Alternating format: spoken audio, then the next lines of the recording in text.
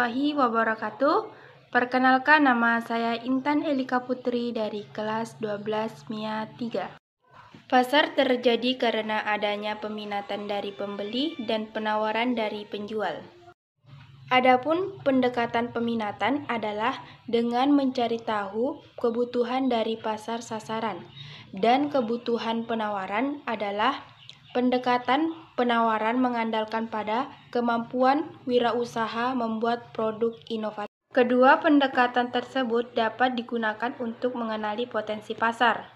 Kebutuhan pasar lokal dapat diketahui dengan melakukan pengamatan terhadap pasar sasaran. Sumber daya usaha yang dibutuhkan untuk wirausaha kerajinan adalah bahan baku material, teknik, dan alat serta keterampilan. Wirausaha kerajinan untuk pasar lokal dapat dimulai dengan melihat potensi pasar, bahan baku, teknik, dan keterampilan yang ada di daerah. Beberapa teknik yang dapat digunakan untuk pembuatan kerajinan. Yang pertama, teknik ukir. Yang kedua, teknik sambung.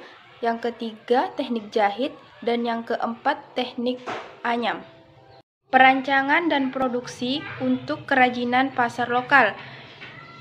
Proses perancangan produk diawali dengan yang pertama, mencari ide produk dengan curah pendapat, yang kedua, rasionalisasi, dan yang ketiga, prototyping atau membuat studi model, dan yang terakhir, menentukan desain akhir. Yang manakah disebut dengan proses perancangan produk dengan curah pendapat? Dalam proses beragam produk pada proses brainstorming, setiap anggota kelompok harus membebaskan diri untuk menghasilkan ide-ide yang beragam dan sebanyak-banyaknya. Beri kesempatan juga untuk munculnya ide-ide yang tidak masuk akal sekalipun. Tuangkan ide-ide tersebut ke dalam sketsa. Jadi, kunci sukses dari tahap brainstorming dalam kelompok adalah jangan ada pernah perasaan takut salah. Setiap orang berhak mengeluarkan pendapat, saling menghargai pendapat teman, boleh memberikan ide yang merupakan perkembangan dari ide sebelumnya, dan jangan lupa mencatat setiap ide yang muncul dari proses rasionalisasi. Yang manakah disebut dengan proses rasionalisasi? Jadi, proses rasionalisasi itu adalah proses mengevaluasi ide-ide yang muncul dengan beberapa pertimbangan teknik diantaranya. Yang pertama, bagaimana cara menggunakan produk tersebut, dan yang kedua, apakah material yang digunakan sudah tepat untuk mewujudkannya. Yang selanjutnya, prototyping atau membuat studi model. Dalam membuat prototyping atau studi model, yang pertama kita menyiapkan sketsa ide yang dibuat pada tahap-tahap sebelumnya adalah format 2 dimensi, artinya hanya digambarkan pada bidang dasar. Yang kedua, proses kerajinan yang akan dibuat adalah berbentuk 3 dimensi, maka studi selanjutnya dilakukan dengan format 3 dimensi, yaitu dengan studi model. Adapun yang terakhir yaitu menentukan studi model. Adapun dalam menentukan studi model, kita menyiapkan studi model dapat menghasilkan 3-5 tahap model. Menentukan desain akhir dapat dilakukan dengan melakukan diskusi atau evaluasi. Proses evaluasi menghasilkan umpan yang baik yang bermanfaat dalam menentukan desain akhir yang terpilih.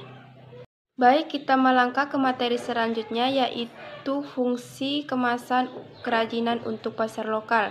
Jadi, fungsi untuk kemasan yaitu untuk melindungi debu, kotoran, dan mempermudah sistem distribusi. Kemasan yang melekat pada produk disebut dengan kemasan primer. Kemasan sekunder berisi beberapa kemasan primer yang berisi produk.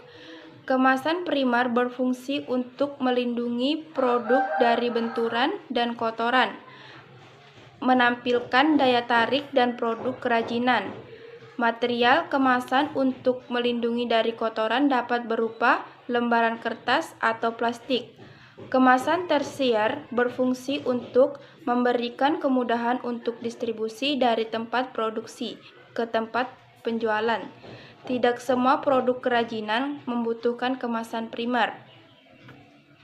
Namun setiap produk membutuhkan identitas. Identitas dapat berupa stiker atau selubung koran yang berisi nama dan keterangan serta menggabungkan karakter yang sesuai dengan karakter sasaran. Baik, kita melangkah ke materi selanjutnya, yaitu perhitungan harga jual produk kerajinan untuk pasar lokal.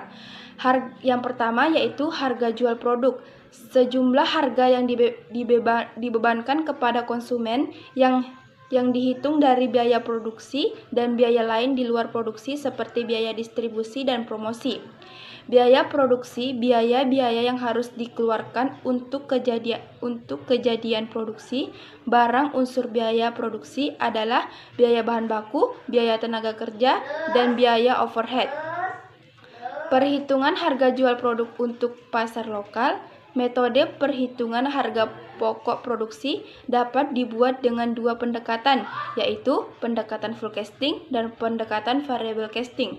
Yang mana disebut dengan pendekatan full costing?